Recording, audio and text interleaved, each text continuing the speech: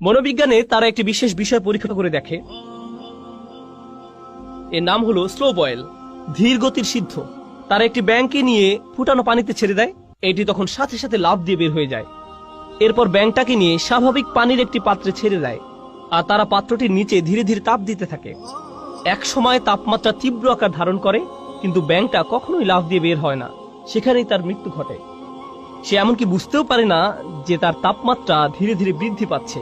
শয়তান আপনাকে দিয়ে হারাম কাজ তাৎক্ষণিক করাতে চায় না, কারণ আপনি বুঝতে পারেন এটা একটা ভুল। আপনি আল্লাহর আশ্রয় প্রার্থনা করেন, তো সে আপনার কাছে আসবে নির্দোষ সব বিষয় নিয়ে।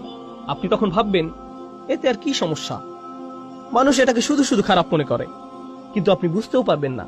এরপর সে আপনার কাছে এসে সামান্য একটু পদস্খলন ঘটাবে। আপনার আশেপাশে সবাই বলবে, এটা করো না। আপনি তখন মুখ ঘুরে বলবেন, এটা কি হারাম? আমি এমন কি করেছি? আমি কি কাউকে খুন করেছি? কি ভুল করেছি আমি? শয়তান ঠিক এই কাজটাই করে। দাল্লাহুমা বিগুরুর।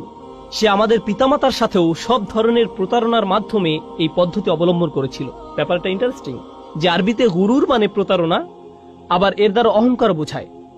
সে মানুষের অহমিকা জাগিয়ে দেয়। মানুষ যখন ছোটখাটো ভুল করে, আর কেউ সে ভুল ধরিয়ে দিলে বা স্মরণ করিয়ে দিলে, এটা স্বামী হোক বা স্ত্রী হোক, বাবা হোক বা মা হোক, কেউ ভুল ধরিয়ে দিলে সাথে সাথে সে মাগরুর হয়ে ওঠে, সাথে সাথে রাগান্বিত হয়ে ওঠে। না, কি বলছো তুমি? তুমি কে আমার ভুল ধরার? এইভাবে তাদের ইগো ভালো হওয়ার পথ বন্ধ করে দেয়। যে সমস্যাটা শয়তানের নিজের ছিল, অহংকারের সমস্যা। যাই হোক, অনেক সময় ধরে চেষ্টা করার পর সে সফল হলো। সে আমাদের পিতামাতাকে মুহূর্তের মধ্যে গাছের কাছে নিয়ে যেতে পারেনি। সে তাদের কুমন্ত্রণা দিল, আর তারা সাথে সাথে বলে উঠল, ভালো বুদ্ধি, ঠিক আছে চলো।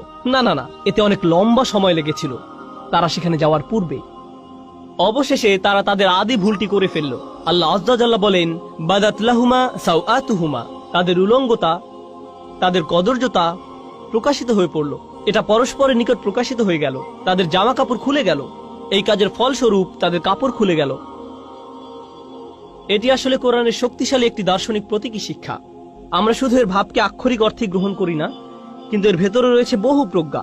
যখন মানব জাতি হারামের পথ অবলম্বন করে, হোক সেটা হারাম খাদ্য, হারাম উপার্জন, হারাম আচরণ, যখন আমরা সিদ্ধান্ত গ্রহণ করি যে আমরা আল্লাহর বিধান অমান্য করব, যখন আল্লাহ বলেন অমুক কাজ থেকে দূরে থাকো, কিন্তু আপনি তার থেকে দূরে থাকেন না, তখন ধীরে ধীরে কিন্তু নিশ্চিত রূপে আপনি আপনার লজ্জাশীলতা হারিয়ে ফেলবেন। আপনি আপনার হায়া শরম হারিয়ে ফেলবেন। জিহ্বা দিয়ে নোংরা শব্দ বের হবে। এর উপর নিজের কোনো নিয়ন্ত্রণ থাকবে না। আপনি নির্লজ্জ হয়ে পড়বেন কথায়, নির্লজ্জ হয়ে পড়বেন দৃষ্টিতে, নির্লজ্জ হয়ে পড়বেন কাজের ক্ষেত্রে। এভাবে শুধু পতন হতে থাকবে। আর এই সব কিছুর শুরু হয়েছিল আপাত দৃষ্টিতে এর সাথে সম্পর্কহীন একটি ব্যাপার থেকে, আদম হওয়ার ক্ষেত্রে একটি গাছের ফল খাওয়া থেকে। আর আমাদের ক্ষেত্রে যখন কোনো ব্যাপারে আমরা আল্লাহকে অমান্য করব, তার নিষিদ্ধকৃত বস্তুর নিকটে যাব, আমাদেরকে দেয়া আল্লাহর শ্রেষ্ঠ উপহার, আমাদের হায়া, আমাদের লজ্জা, আমাদের শালীনতা, আমাদের সংকোচের চেতনা চুরমার হয়ে যাবে।